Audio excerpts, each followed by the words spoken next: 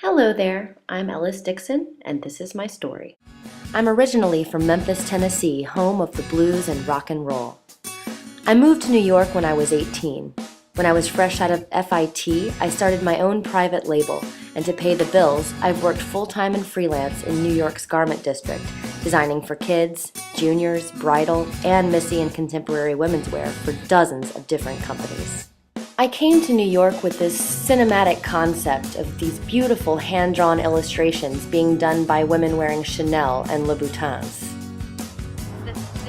I had this ridiculous idea that there was an Italian man who was screaming at everyone because, he couldn't find his tailor's chalk or something. And there were interns rushing around delivering cappuccinos to everyone. But it's not like it is in the Devil Wears Prada, It's not cinematic at all, really. I want it to be. In my opinion, a designer should only sit behind a desk during market week. Otherwise, you should be out on the street, attending concerts and theater, traveling, going to museums, organizing photo shoots, gazing into shop windows, whatever inspires you. Get out there and think beyond the trend reports.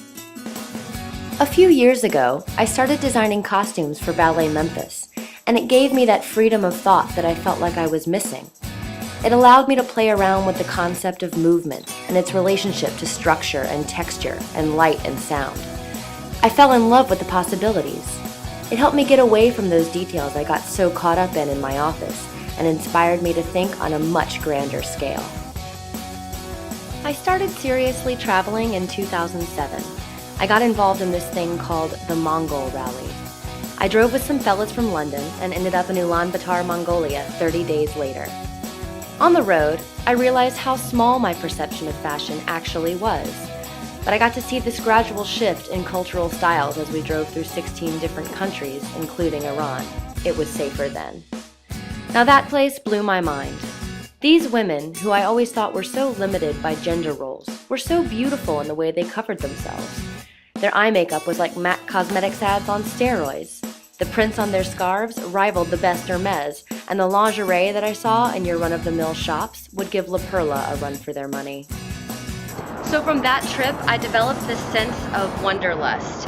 I came back to the States and immediately decided to plan my next trip, which was the trip to South America that I took last year. I was inspired by the contents of my backpack. I decided to come back and develop a line of convertible clothing for the avid traveler who doesn't have a lot of space but wants to maximize their style options. When I touched back down on US soil, I got straight to work. I designed a line of clothing that could be worn in more ways than one. I needed convertible clothing, and I thought others would too. So this theme of the wearer being the designer became my central concept. I created the line of 26 looks, sent it down the runway, and the response has been incredible.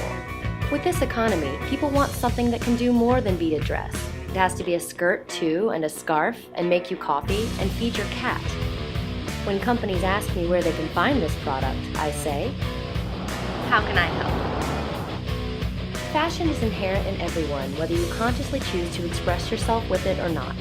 What do you want to express? Do you want to blend in? Do you want to stand out?